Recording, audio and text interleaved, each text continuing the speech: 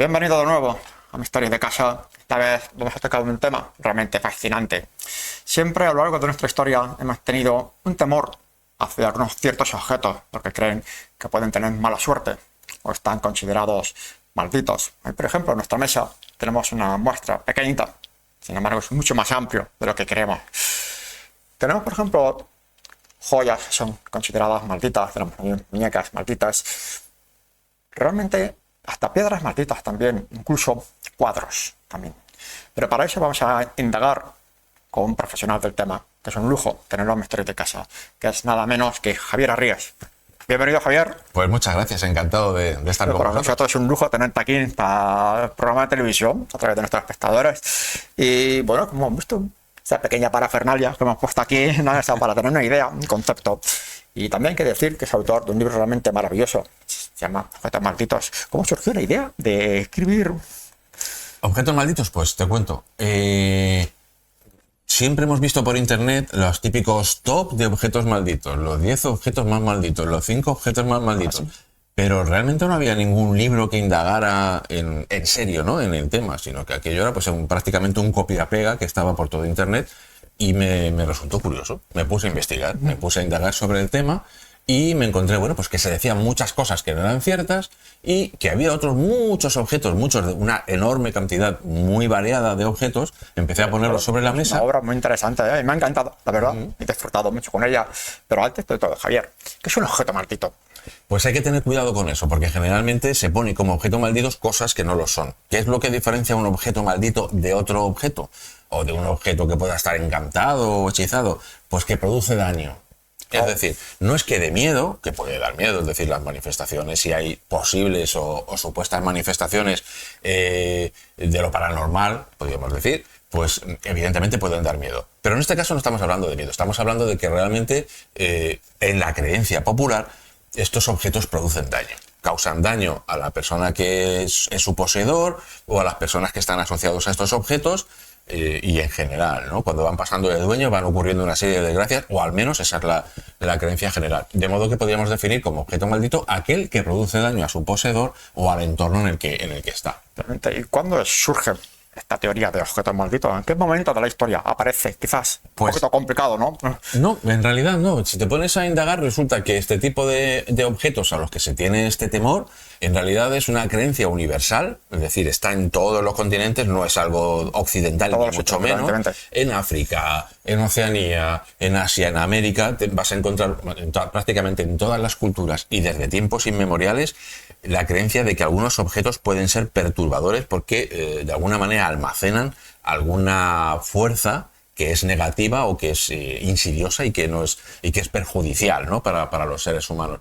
Y bueno, podemos rastrearlo hasta el antiguo Egipto, por ejemplo. Hay pues objetos que se han utilizado en maldiciones por parte de los sacerdotes lectores, de los magos faraónicos, generalmente contra enemigos del Estado. Por ejemplo, pues en Egipto encontramos figuras hechas en arcilla, en las que se imitan, o bien son platos de cerámica, o bien figuras de arcilla que imitan a personajes que son generalmente de otra etnia, pues por ejemplo los nubios al sur, los libios, y sobre ellos, escritos en tinta roja, importante tinta roja, el nombre de estos pueblos o incluso de personajes concretos, ¿no? Y los sacerdotes lectores actuaban contra estos objetos pensando que así hacían daño a esos enemigos que estaban ahí representados. Se tiraban al suelo, se les quemaba, se les metía en recipientes con orín. Todo esto lo tenemos también documentado en libros sobre magia que utilizaban estos sacerdotes, pero además tenemos restos arqueológicos. Y al lado de estos objetos rotos, muñecos rotos, pues a los cuales a veces se alanceaba, se les acuchillaba. Y pues tenemos también cera fundida, con lo cual es más que probable que incluso se hicieran también muñecos de cera para representar a los enemigos. O sea, es antiquísimo. Te puedo hablar de que algunos de estos objetos pues tienen la friolera de 4.000 años. Ni más ni menos. Hace tiempo. Claro, con lo cual... Y puedes encontrar... 4.000 años de maldiciones. Sí, y claro, solamente son los objetos que nos hemos encontrado, pero podemos rastrearlos prácticamente en todos sitios. Objetos, no solamente que se diga, que aparezcan en libros clásicos, claro. No. objetos, tablillas de maldición, en fin, montones de cosas que nos hablan de esa creencia en que se puede maldecir incluso un objeto por parte de los brujos y de los hechiceros para que haga daño. Para los espectadores, para que podamos diferenciar un poquito, ¿es lo mismo un objeto maldito que hechizado? O un muñeco de brujería, o un objeto de brujería, es lo mismo. Claro. Es una cosa diferente, cada uno tiene una función, ¿no? Sí. Por decirlo. Digamos que no hay una frontera muy concreta, pero sí, conviene dejar claro que cada cosa tiene su origen diferente, ¿no? En el caso de un objeto maleficiado, por ejemplo, es algo que... o por dejarlo más claro, hay objetos que de per se, por sí, por su naturaleza, ya se les tiene miedo. Por ejemplo, hay algunos minerales que tradicionalmente, incluso los joyeros todavía creen en esto, pues tienen como una fuerza negativa. Por ejemplo, las perlas, los diamantes, tienen una muy mala fama entre los joyeros. Sí. Curiosamente, todavía hoy pues se sigue haciendo, ¿no? Hay incluso estudios lapidarios antiguos en los que se dice que tales piedras son benéficas, pero estas otras no lo son tanto y hay que tener cuidado con ellas. Claro. De modo que eso, digamos que es una especie de maldición natural, es decir, son objetos que con la naturaleza humana no congenian. Pero luego tenemos también objetos que han sido maleficiados adrede, es decir, que un brujo, un hechicero, un profesional, en este caso de la magia, ha lanzado, ha vertido sobre él algún tipo de maldición, de modo que esa fuerza concentrada del brujo queda impregnada en el objeto, que generalmente se hace poner en contacto con la persona a la que se va a maleficiar. O bien a distancia también, que sería el caso de las muñecas, por ejemplo, de las mal llamadas muñecas vudú, porque son muñecas que encontramos desde en la Europa medieval, en Egipto también, como hemos hablado, en Japón, en China, están en todas partes. De modo que en realidad son mucho más antiguas que el propio vudú y se ha popularizado ese nombre por las películas y tal, pero es mucho más, son creencias mucho más antiguas. Y Javier, ¿qué factores se hacen? ¿Qué motivos hace que un objeto, una muñeca, un cuadro o una joya también se convierta en un objeto maldito? ¿Tiene que ocurrir una tragedia o algo así? ¿O quizás ha pasado algo extraño que haya influido, una energía extraña?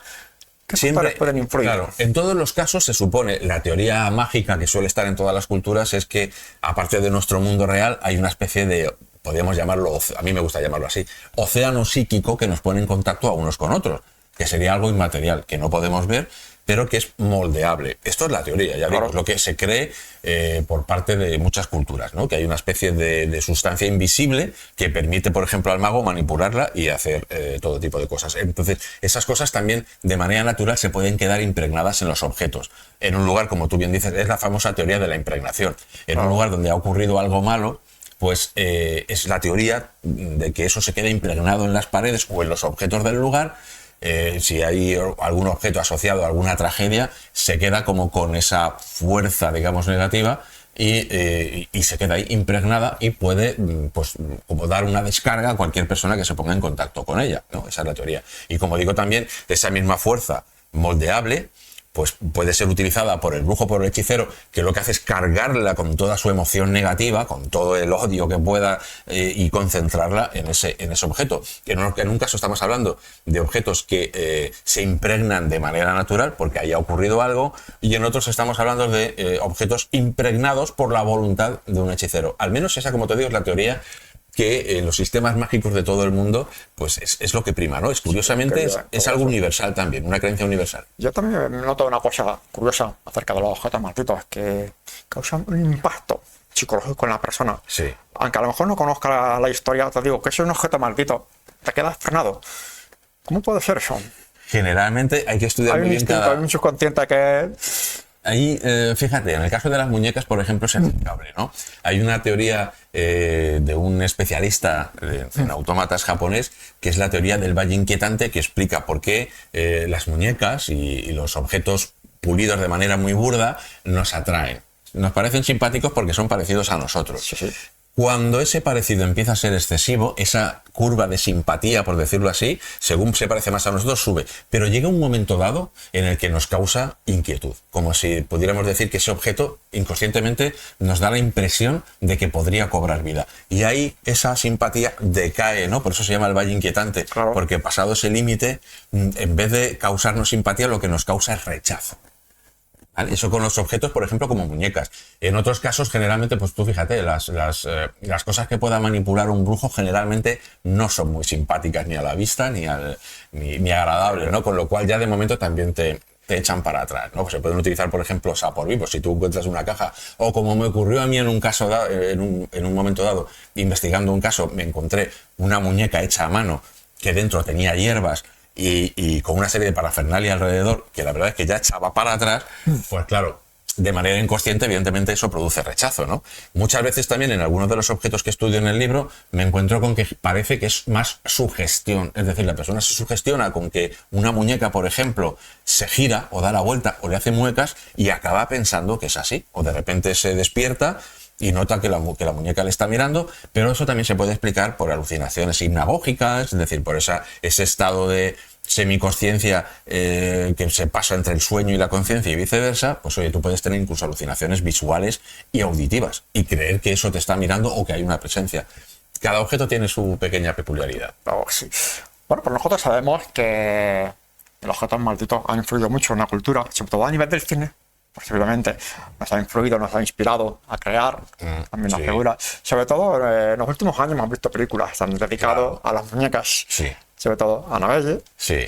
Pero ¿qué historia tiene? Que parece que la tiene la familia Warren, la familia que tiene ese famoso museo que tiene dos objetos. Pero ¿cuál es la historia de esa muñeca? La historia es curiosa. Aparece en un libro que es The Demonologist, en la que se narra esta supuesta aventura que tienen los Warren, Ed y Lorraine Warren, con la muñeca, ¿no? Ellos tienen muchos casos, son unos famosos parapsicólogos de Estados Unidos, ya recientemente fallecidos ambos, y bueno, pues este es uno de los casos más peculiares y que, como tú bien dices, ha sido volcado en el cine en múltiples ocasiones.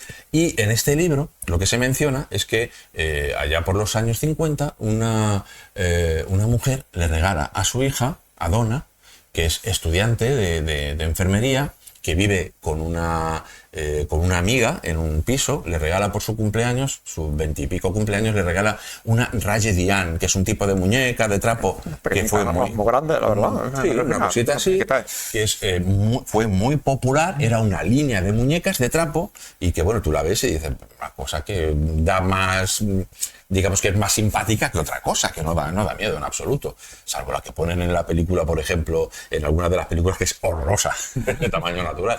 Bueno, pues la Raye Diane no da ninguna. Bueno, el caso es que, nada, Donna recibe el regalo y pues ella tan a gusto, junto con Angie, que es su compañera de piso, la dejan en la cama de Donna. Cuando vuelven de estudiar, pues empiezan a ver que la muñeca, según ellas, pues ha cambiado de sitio, que ya no la encuentran en el dormitorio, que está en el salón, y empiezan a aparecer una serie de papelitos escritos en pergamino, esto es importante, con mensajes extraños, ¿no? Ayudadme, tened cuidado con Lou. Lou era el novio de Donna en ese momento. Entonces empiezan a inquietarse, ¿no? Porque ¿quién entra en su casa a poner esos extraños mensajes? El caso es que acaban consultando a una vidente que, según les dice, en el solar donde está edificado el edificio donde ellas viven, pues vivía una muchacha que se identifica como Annabelle, ¿no? Esta medium le dice que se llama Annabelle Higgins y que lo que quiere ella es que la adopten, que está en la muñeca, por decirlo así, y que quiere que la adopten porque es una niña y quiere jugar. Bueno, pues Angie y Donna dicen, pues claro, que bien, pues vale. Pero la cosa se empieza a complicar. A Lou, al novio de Donna, no le hace mucha gracia. Y tiene, por resumirlo un poco, tiene un sueño, por ejemplo, en el que la muñeca se le aparece a los pies de la cama y se echa encima de él para ahogarle, ¿no? Con lo cual, él no quiere saber absolutamente nada. Acaban llamando a los Warren por intermediario de ciertos sacerdotes. Los Warren van para allá. Ed Warren se autodenominaba como demonólogo, como conocedor de todo lo que tiene que ver con los demonios, y lo que dijo es que no, que allí no había el espíritu de ninguna niña, sino que la muñeca en realidad era manipulada por un demonio que lo que quería era acabar poseyendo a algunos de los habitantes de la casa, que en principio iba por Donna, pero que cualquiera le valía, y que probablemente aquello acabara en la muerte de la persona correspondiente. Evidentemente entraron en pánico, los Warren dijeron, bueno, pues nos la llevamos a casa. El viajecito fue de vuelta desde el domicilio de ellos al domicilio de los Warren en el coche. Pues por lo visto tuvieron problemas con los frenos, diferentes posibilidades de accidente. Una de estos eventos, Ed Warren se baja y le echa agua bendita a la muñeca. Joder. Llegan a casa, la dejan allí días, aparece la muñeca cambiándose de sitio. Se me quedado la crónica. ¿Sabes qué acaban haciendo? Metiéndola en una, que esto seguramente lo conocen todos nuestros nuestros oyentes y nuestros televidentes, pues la acaban metiendo en una cajita en forma de casa, que es la típica imagen, curiosamente, con el arcano 15, que es el diablo del tarot, puesto en la vitrinilla de cristal, y delante un cartel que indica que no debe abrirse aquello en ningún caso. Bueno, aparte de toda esta historia, hay muchos, eso está, como bien dices, en un museo en Connecticut, en la casa Warren, donde que la gente puede ir a visitar, y hay montones de anécdotas de gente que ha ido a visitarlos y que bueno, pues han tenido muchos problemas con Annabelle, ¿no? Que se les ha girado, que les ha mirado mal, incluso un motorista que fue allí se rió de ella, acabaron teniendo él y su novio un accidente, bueno, una barbaridad. Y pues nada, allí sigue, en su casita. Sí te podía decir una cosa, y es que pese a toda la parafernalia que ha habido alrededor, la han sacado después regándola con agua bendita, esto no hay forma de seguirle el rastro. O sea, no hay manera de saber los apellidos de Donna, por ejemplo. Nadie sabe quién es Donna. Es decir, está todo puesto en un libro y es lo único que tenemos, un testimonio. Pues sería tremendo tener la muñeca metida en la urna, en una casa, y al lado, imagínate que tenemos un cuadro maldito. Hay cuadros malditos también, son los niños llorones, por ejemplo. Malditos.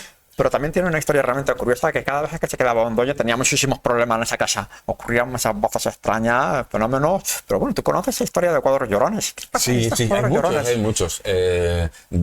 Incluso algunos que se subastan por internet. Una barbaridad de cuadros que tienen cada uno su propia leyenda. Pero lo de los cuadros llorones yo creo que es la más conocida. Pues fíjate que se rastrea su historia, a lo más que yo he podido rastrearlos, en Dinamarca, en los países del norte, se decía que los niños, el niño que estaba pintado, era un niño que le habían maldecido sus padres, que eran gitanos.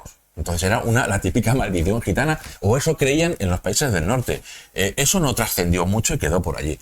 Pero la cosa se hizo mediática cuando un periódico inglés, amarillista totalmente, o sea, dedicado a poner todo tipo de noticias escandalosas, por decirlo así, que se llamaba The Sun, empieza a recoger los testimonios de algunos bomberos que empiezan a contar, a decir entre ellos que curiosamente cada vez que hay un incendio se encuentran a estos cuadros que no se han quemado. Se ha quemado el resto del entorno, pero el cuadro permanece ahí. Y esto lo comentan los bomberos entre sí como algo extraño, como algo curioso. Empiezan a recabar también información entre los propios lectores de The Sun, que dicen que sí, que ha habido incendios en casa de los lectores, y dicen que el cuadro pues queda intacto, ¿no? Y empieza a forjarse ahí una leyenda. Y bueno, pues prácticamente cada semana, este periódico, y luego se suman otros, empiezan a forjar esta leyenda de los cuadros malditos asociados a incendios en los que, bueno, pues prácticamente todo se queda destruido menos los cuadros. Empiezan a consultarse a expertos de la universidad que dicen que no encuentran ninguna explicación. A jefes de bomberos, que curiosamente dicen, no, es por el papel, que es muy duro. A uno de los jefes de bomberos, por ejemplo, le hicieron lo siguiente. Le preguntó a la prensa, ¿por qué ocurre esto? Por el tipo de papel en el que están impresos. Y le regalan uno. Y él dice, no hay sitio en mi casa, muy nervioso. O sea que curiosamente te está diciendo que no, pero por si acaso él lo quería. Eso ocurrió también con el propio editor de The Sun, del periódico, que le hicieron una broma. Le pusieron, él tenía una fotografía de Winston Churchill, se la cambiaron por uno de estos cuadros malditos. Cuando entró en su despacho, se asustó y dijo, quitadme eso de ahí, da mala suerte. O sea, por un lado bromeaban, pero por otro lado... Las historias realmente curiosas, también llamativas, hay que decirlo. Y nosotros entendemos muy bien sobre muñecas, pero muñecas en este caso de índole vudú, como decimos. Las muñecas también tienen esas muñequitas pequeñitas. Hay una muñeca arqueológica muy famosa, muñeca vudú griega, ¿no? Sí. Corrígeme. Sí. Bueno, está en Egipto, pero es de periodo.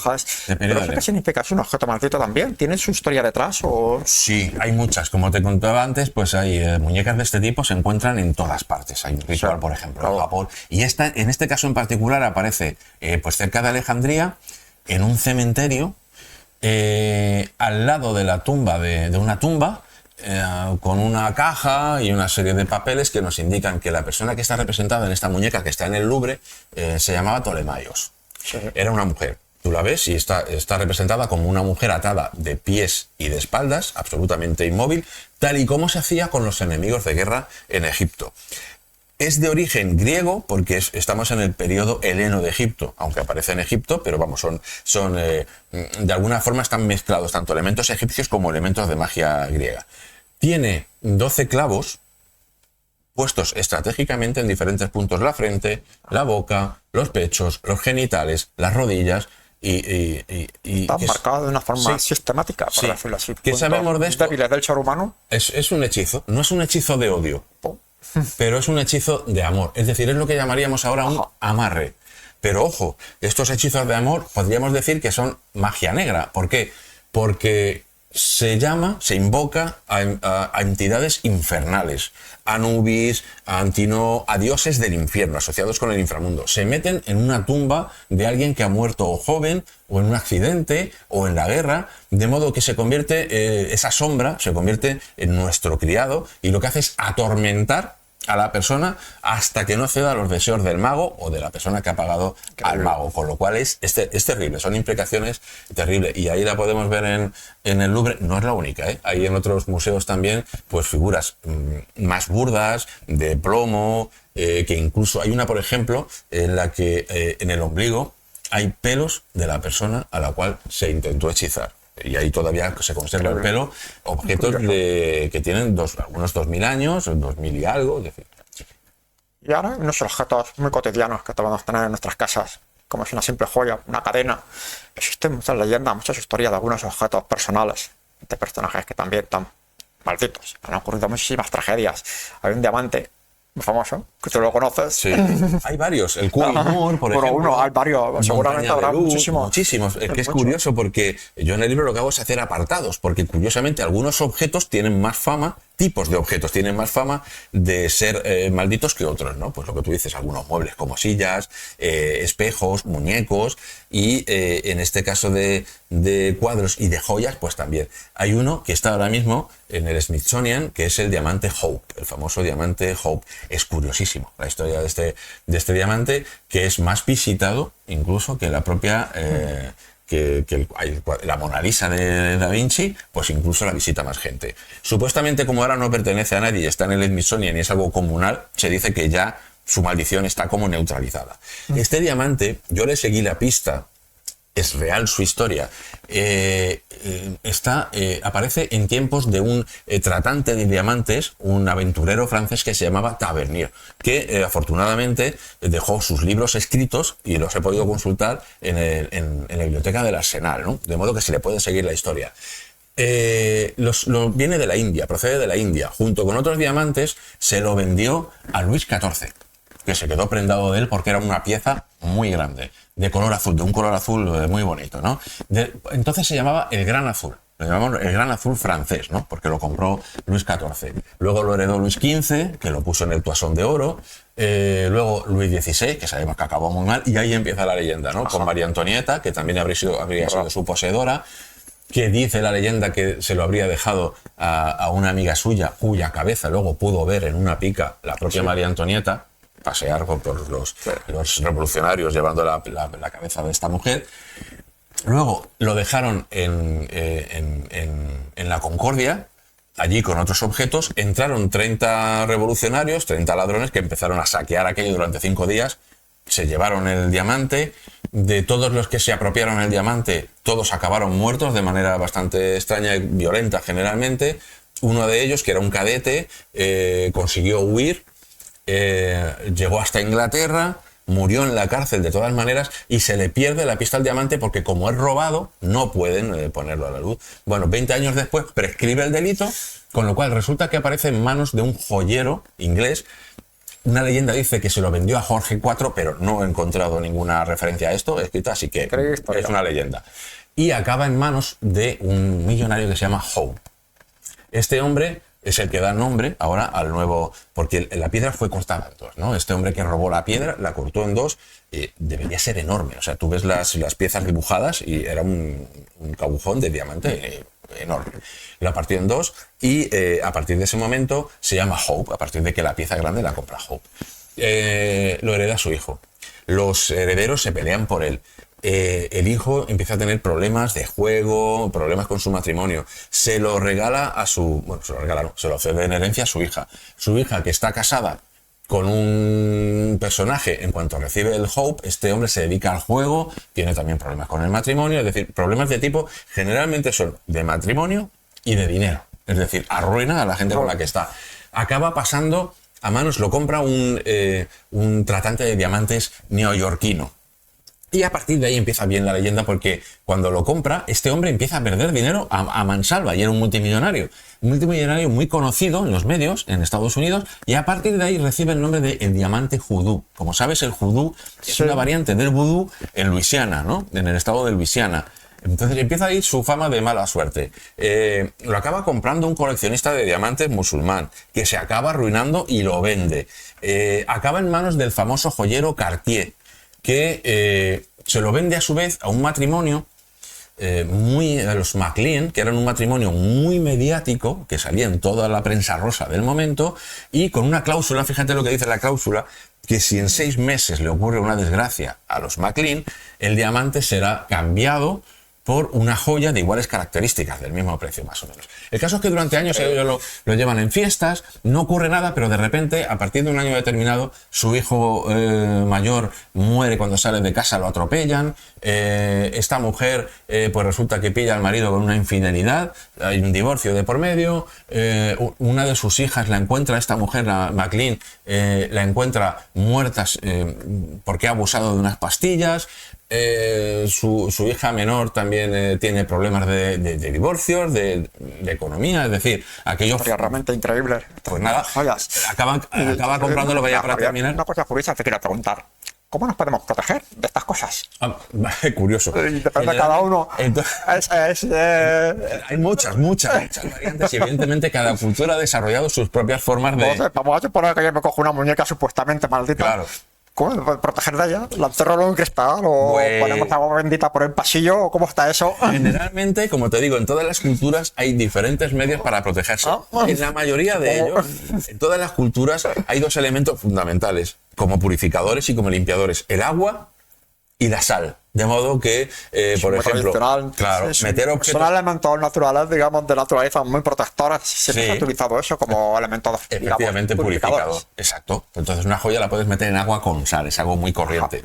El tema de las muñecas, ahí habría que hacer un circulito de sal, hacerle algunas cositas ahí. Eso, como te digo, según las creencias populares y mágicas de cada cultura. Pero generalmente están involucrados esos 2 elementos como purificadores, la sal y el agua. Y luego hay elementos y rituales súper complejos de limpieza. Tomar nota de lo que está contando a todos los espectadores, ¿eh? Así que si alguien tiene algún objeto extraño en casa, ya sabéis lo que nos ha contado Javier para poder, digamos, un mínimo de protección frente a estos malditos. De momento ventilarlo, sacarlo fuera de casa. Y a partir de ahí ya, cada uno que se busque la vida, ¿no? Hombre, lo normal es... también depende, claro, si eres creyente o no creyente, ¿no? Si eres creyente, acabas encontrando a alguien que sabe cómo hacer un ritual de purificación, que, como te digo, pueden ser más o menos complejos como para ponernos aquí a explicarnos, pero que generalmente lo más sencillo o lo más habitual es eso: utilizar agua bendita, sal sobre la que se ha hecho cruces bendecida igualmente, etcétera. Muchos de este tipo de rituales siempre. Bien, pues como Javier nos ha llevado un poquito en viaje entre ese mundo de los objetos malditos, pero todas aquellas personas, aquí tenemos el libro de Javier Arrías, Objetos Malditos, una obra magistral, hay que reconocerlo, ha recopilado muy bien muchísimos objetos, son muchísimos más, ahí tienes pequeño ejemplo, ahí tenemos ahí los diamantes, tenemos ahí las cajas de book también. Hay otras muñecas, no solo están allí, están las muñecas Robert también tiene una historia realmente siniestra, que algún día hablaremos de esos muñecos. Volveremos a estar aquí con nosotros. Así que nosotros, con nuestros objetos malditos, este pequeño muestrario, un pequeño museo, un poquito humilde, demasiado humilde, esta muestrario que tenemos. Gracias, Javier, por habernos enseñado. A vosotros, por supuesto. Bueno, nosotros ya sabemos de aquí, desde Misterios de Casa. Os esperamos en nuestro próximo programa, ya sabéis. Espero que hayáis tomado nota y cuidadito con los objetos malditos. Nos vemos en el próximo programa.